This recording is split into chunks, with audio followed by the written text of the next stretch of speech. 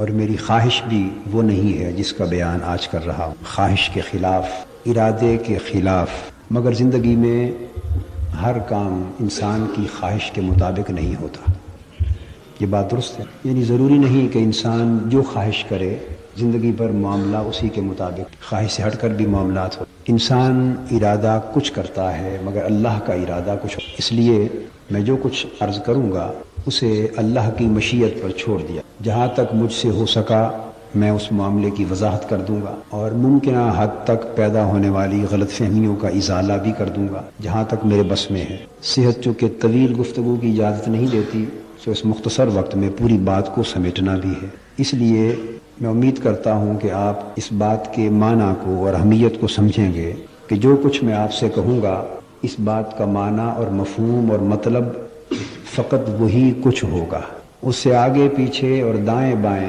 کسی قسم کی توجیہ، تشریح، سوچ بچار، قیاس آرائیاں وہ کرنا غلط ہوں گی اور بدگمانی ہوگی اور بلا وجہ اللہ کی بارگاہ سے گناہ لینے کے مترادف ہو، وہ اللہ کی بارگاہ میں گناہ شمار ہو۔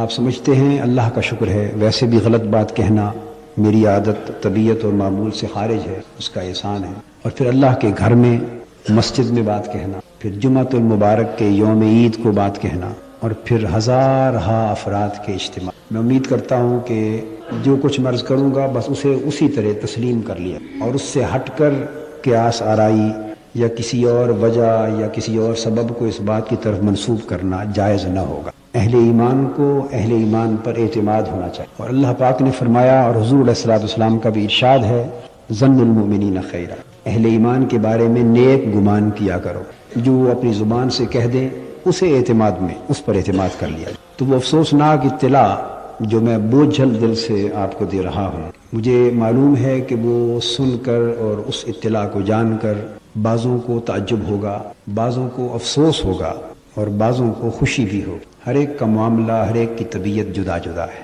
جہاں تک تعجب کی بات ہے اسے تو میں اللہ کی توفیق سے ممکنہ وضاحت کے ساتھ دور کرنے کی کوشش کر سکتا تاکہ تعجب باقی نہ رہے۔ جہاں تک افسوس اور خوشی کا رد عمل ہے اس کے بارے میں میں بے بس ہوں، کیونکہ ہر انسان کی اپنی طبیعت ہے۔ اگر آپ کو یہ اطلاع سن کے افسوس ہو تو میں اس افسوس کو ختم کرنے کی طاقت نہیں، اگر کسی کو خوشی ہو تو اسے خوشی سے باز رکھنے کی بھی طاقت نہیں، یہ سب کچھ اللہ کے ہاتھ میں۔ وہ اطلاع یہ ہے کہ یہ آج کا خطبہ جمعہ میرا جامع مسجد اتفاق میں آخری خطبہ جمعہ ہے، اور میں یہ پہلے عرض کر چکا ہوں کہ میں جو کچھ کہہ رہا ہوں میرا اللہ گواہ ہے، میرا اللہ میرے اس بات اور قول پر گواہ ہے کہ میں دکھ کے ساتھ کہہ رہا ہوں، بوجھل دل سے کہہ رہا ہوں، اور یہاں کی 6-7 سالہ رفاقت اور سنگت اور اس کے بعد یہ اس جگہ سے محض خطبہ جمعہ کی حد تک جو جدائی ہے یہ یقیناً میرے لیے دکھ کا باعث ہے، افسوس کا باعث ہے، مگر میرے پاس کوئی چارہ نہیں کہ میں آپ کو آگاہ کروں اس بات سے۔ یہ نہ چاہتے ہوئے اعلان کر رہا ہوں کہ یہ خطبہ جمعہ اس مسجد میں آخری خطبہ۔ اللہ پاک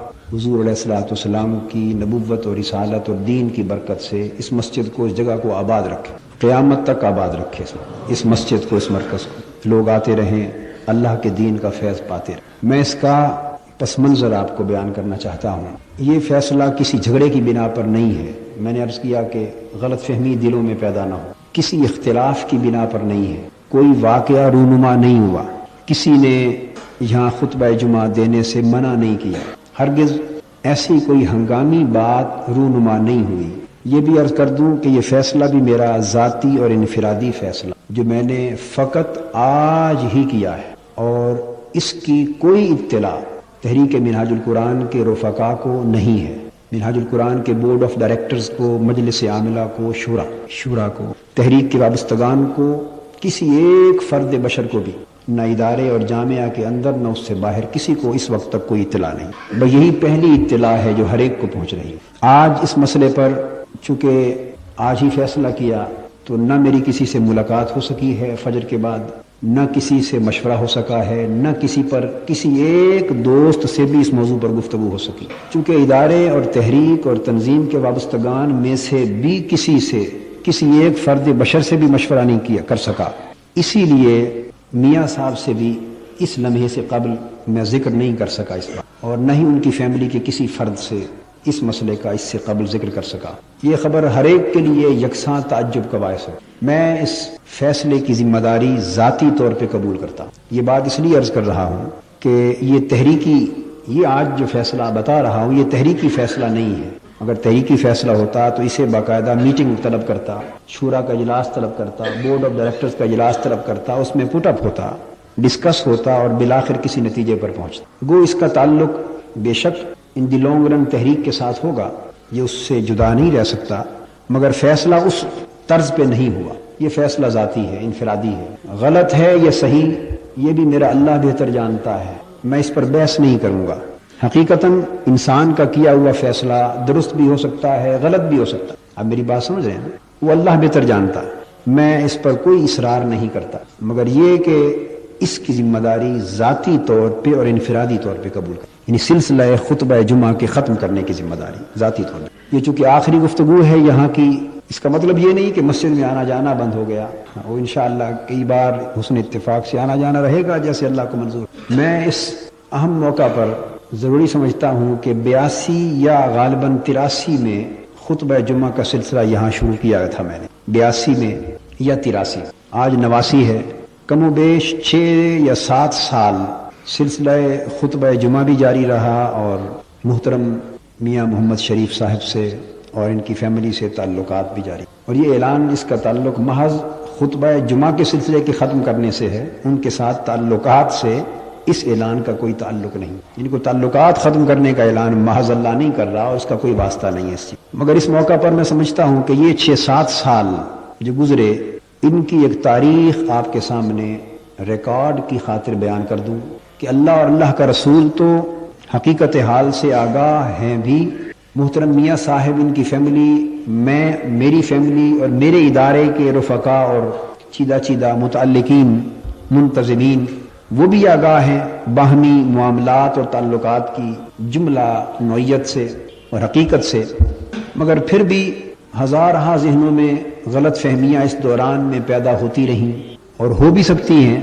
میں ان غلط فہمیوں کے اور تعجب کے ازالے کی خاطر چاہتا ہوں کہ یہ 6-7 سالہ جو تعلق ہے اس کی تفصیل مجمل طریقے سے اس مختصر سے وقت میں آپ کے سامنے رکھ دوں تاکہ آپ بھی گواہ ہو جائیں۔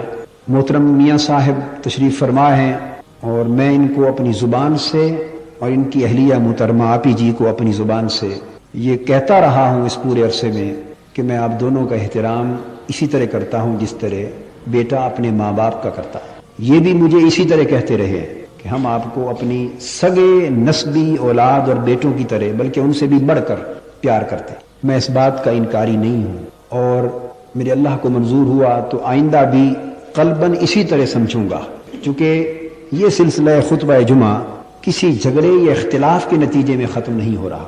میرے قلبی جذبات انشاءاللہ یہی رہیں گے، باقی مجبوریاں انسانی زندگی کی راہ میں حائل ہو جاتی، تو میں بہت سے ذہنوں کی غلط فہمیوں کے ازالے کے لیے یہ پس منظر اور یہ 7 سالہ تعلق کی تاریخ وضاحت کے ساتھ عرض کر دینا چاہتا ہوں۔ میاں صاحب محترم سے میری واقفیت اور شناسائی 1982 میں، مجھے یاد نہیں کون سا مہینہ تھا، ہوئی جب میں شادمان میں مسجد رحمانیہ میں درس قرآن دیتا تھا۔ محترم میاں صاحب اپنی فیملی کے چند افراد کے ساتھ شاید 2-3 دروس قرآن کے اجتماعات میں تشریف لائے، لیکن تعارف ہمارا آپس میں نہیں تھا۔ میں یہ بھی بات کر دوں کہ جو کچھ میں اس میں کہوں گا میرا اللہ اور اللہ کا رسول تو جانتے ہی ہیں کہ وہ حق ہے، مگر میاں صاحب کی بلا بھی تشریف فرما ہیں، ان کی فیملی کے اور بھی کئی احباب تشریف فرما ہوں گے اور آپ بھی ہزارہا افراد موجود ہیں۔ میں خانہ خدا میں کہہ رہا ہوں جو کچھ کہہ رہا ہوں، اگر اس میں کوئی غلطی کروں، غلط بیانی سے کام لوں، حقائق سے ہٹ کر بات کروں تو نہ صرف آپ کے لیے جائز ہے بلکہ آپ پر عزم ایمان فرض ہے کہ کھڑے ہو کر کہہ دیں کہ آپ غلط بیانی کر رہے ہیں۔ آپ مجھے ٹوک سکتے ہیں، کوئی فرد ٹوک سکتا۔ میں یہ عرض کر رہا تھا کہ تشریف لائے میاں صاحب، 1-2 درس غالباً سنے، اس کے بعد درس قرآن ختم ہوا تو مصافحے میں ہماری آپس میں ملاقات ہوئی۔ کسی نے تعارف کرایا کہ یہ میاں محمد شریف صاحب ہیں، اتفاق بردرز کے چیئرمین۔ ایسا اتفاق تھا کہ میری چونکہ پہلے واقفیت نہ تھی، میں نہ آپ کے نام سے واقف تھا، تھوڑا اتفاق بردرز کا نام سن رکھا تھا، زیادہ شناسائی نہ تھی۔ اس طرح سرسری سی ملاقات ہوئی، 1 یا 2 درسوں میں سلام دعا کی حد تک۔ آپ تشریف لے گئے، اس کے بعد غالباً اگلے درس میں آئے جیسے مجھے یاد پڑتا ہے تو اس موقع پر یا اس کے بعد شاید ملاقات کے دوران قبلہ میاں صاحب نے اس خواہش کا اظہار کیا کہ ہم نے ایچ بلاک ماڈل ٹاؤن میں اپنے گھروں کے پاس ایک بڑی اچھی خوبصورت مسجد تعمیر کی ہے، جامع مسجد، اور ہماری خواہش ہے کہ آپ خطبہ جمعہ وہاں دیا کریں۔ یہ آفر دی۔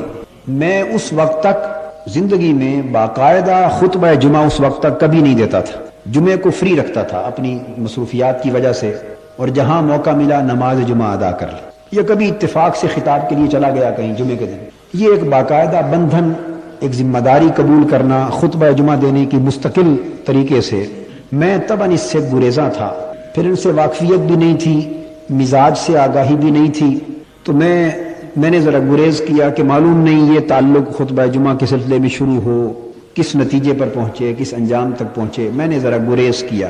میاں صاحب کا اصرار بڑھتا رہا۔ اسی دوران میں ایران چلا گیا۔ میں نے میاں صاحب سے عرض کیا کہ میں ایران کے دورے سے واپس آ لوں، پھر اپنے احباب سے مشورہ کر کے کوئی فیصلہ کریں گے، آیا خطبہ جمعہ وہاں شروع کرنا ہے یا نہیں۔ میں تنہا یہ فیصلہ نہیں کر سکتا۔ واپس آیا ایران سے، پھر میاں صاحب تشریف لائے درس قرآن کے اجتماع میں۔ اس کے بعد انہوں نے فرمایا کہ ہم نے وہی جو بات کی تھی وہاں خطبہ جمعہ شروع کرنے کے لیے، تو میں نے کہا آپ تشریف لائیں، ہماری میٹنگ ہو رہی ہے۔ ادارے کی اس وقت کی مجلس عاملہ کا اجلاس تھا، وہاں میاں صاحب تشریف لائے، ہم بیٹھ گئے۔ میں نے عرض کیا میاں صاحب آپ اپنی بات یہاں فرما دیں۔ میاں صاحب نے وہی بات وہاں دہرا دی۔ ہم نے اجتماعی طور پہ یہ فیصلہ کیا کہ آپ ہمیں مہلت دیں، ہم سوچ بچار کر لیں، پھر ہم آپ کے ہاں کسی مقرر دن آئیں گے، شام کو بیٹھیں گے، مسجد دیکھیں گے اور سوچ بچار کر کے باہم مشورے کے بعد فیصلہ کریں گے۔ میاں صاحب نے فرمایا ٹھیک۔ اس دوران بعض اور علماء نے بھی مجھے ذاتی طور پہ کہا فون پر، یا بعض لوگ ملے، بھئی آپ انکار نہ کریں، پڑھے لکھے لوگ آ سکتے ہیں، آپ مہربانی کریں اور خطبہ جمعہ شروع کر دیں۔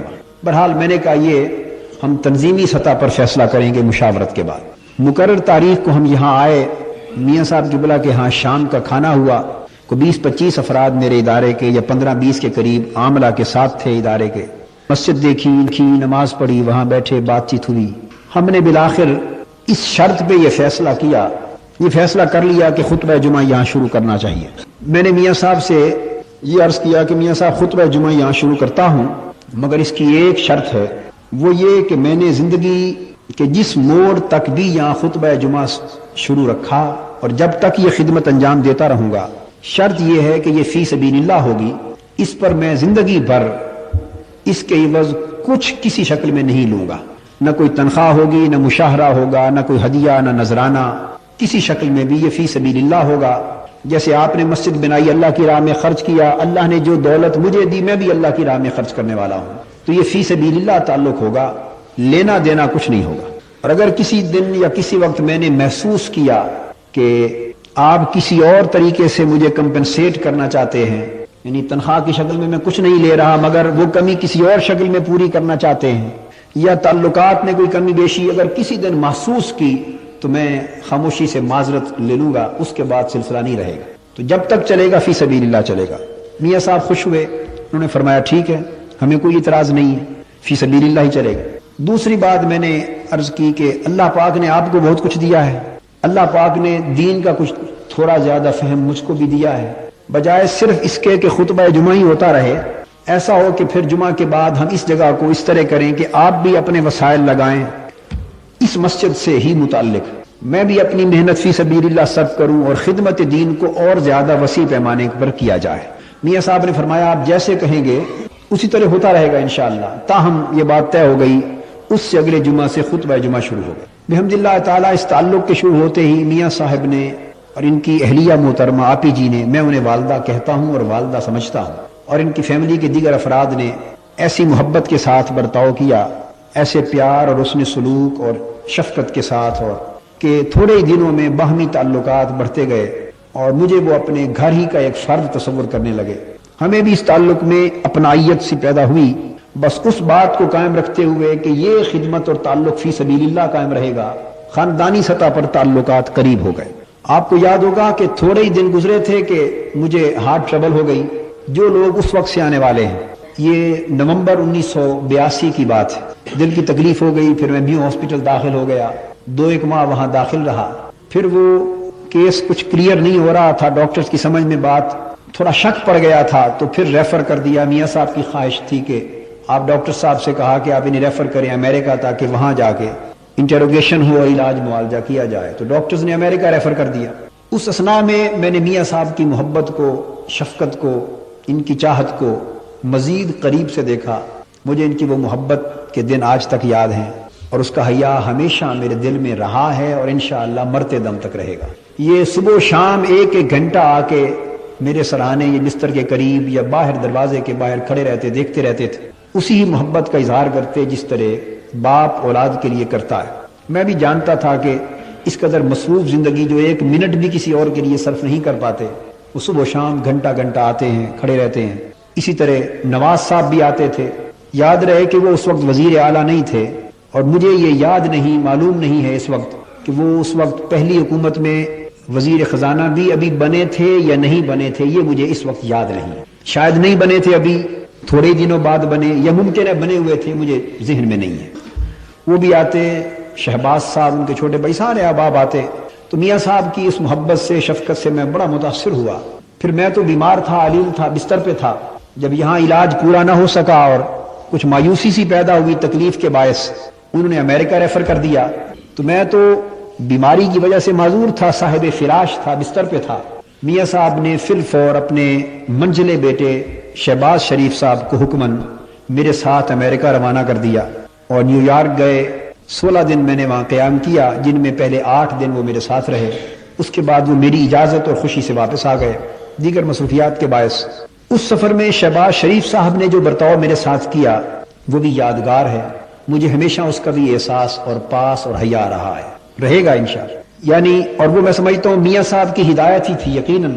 میں علیل تھا، کمزور تھا، میرے جوتے تک وہ کھولتے تھے، پہناتے تھے، تسمے اپنے ہاتھ سے باندھتے تھے، کھولتے تھے تاکہ جھکنے سے تکلیف نہ ہو۔ چھوٹا سا آپریشن ہوا تھا وہاں، اینجیوگرافی کا، معمولی سا۔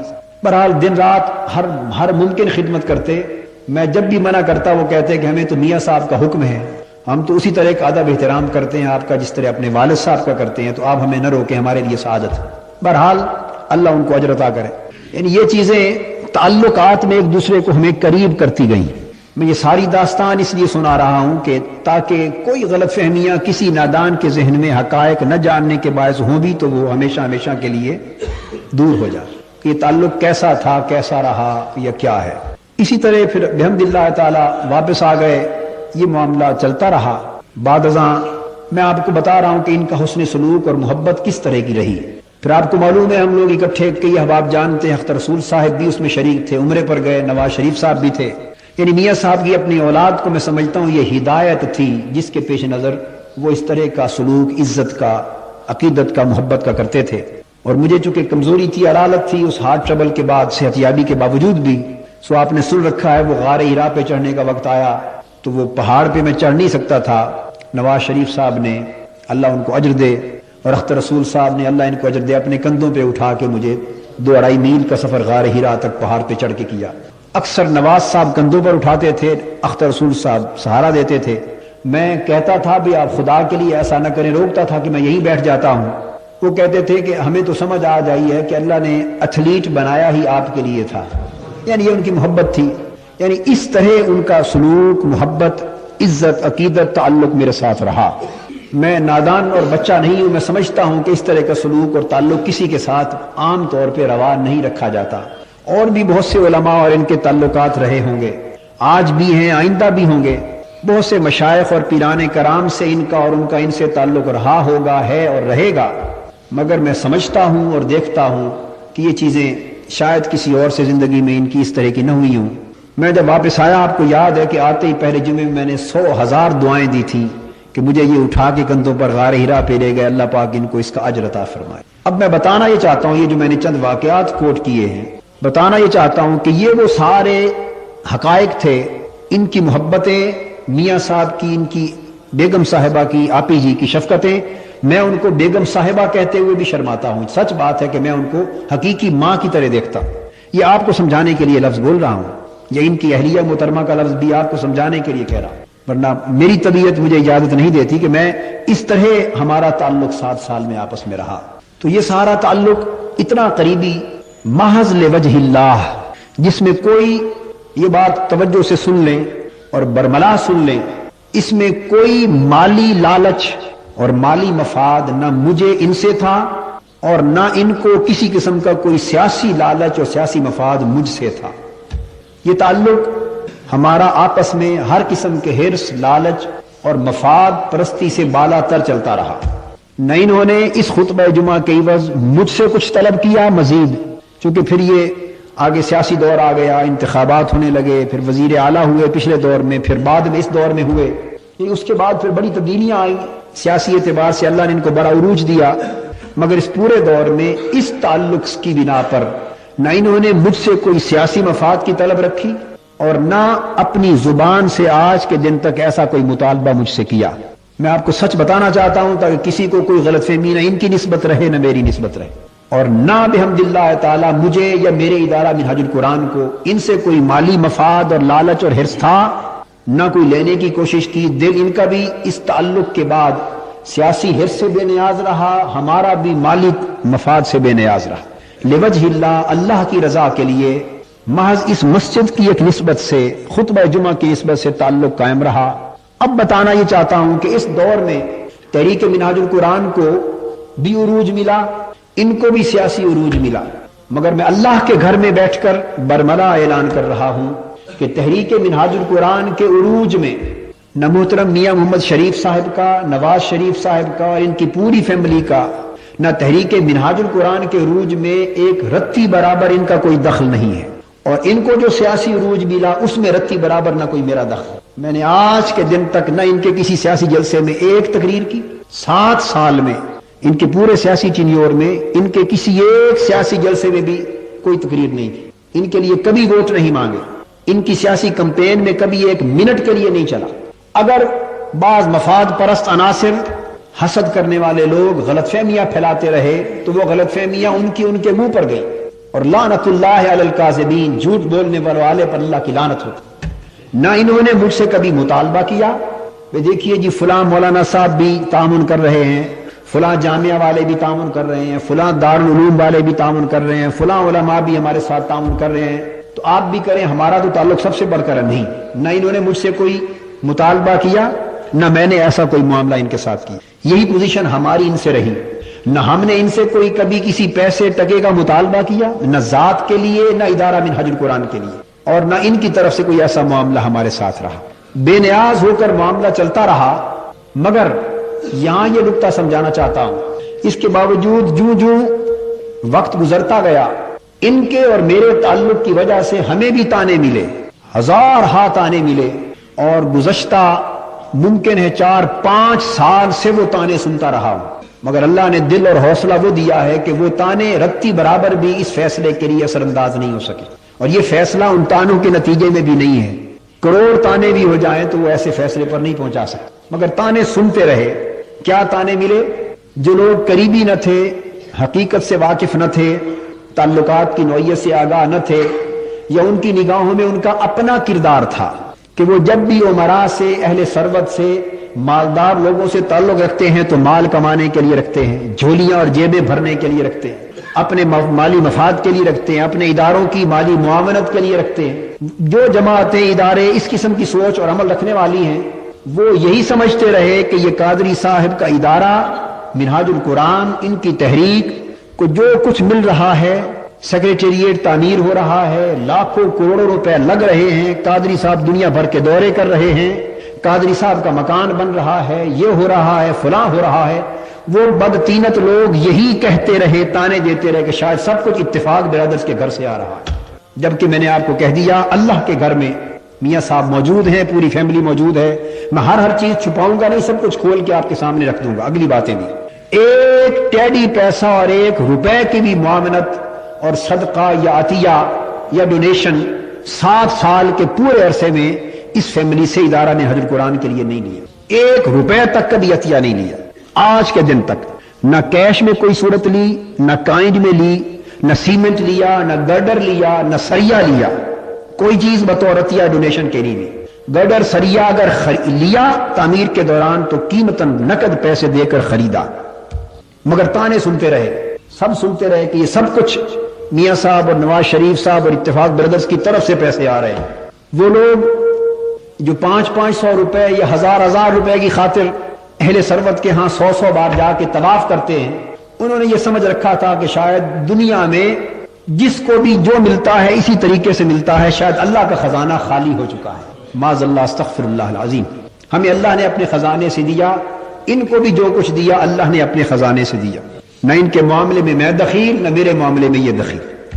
اب بتانا یہ چاہتا ہوں کہ یہ جب آپس میں کوئی ایک دوسرے سے مفاد نہیں تھا، اب بات سمجھیں، ایک دوسرے کے ساتھ لالچ نہیں تھا، حرص نہیں تھا، تو پھر اتنے تانے کیوں سنتے رہے؟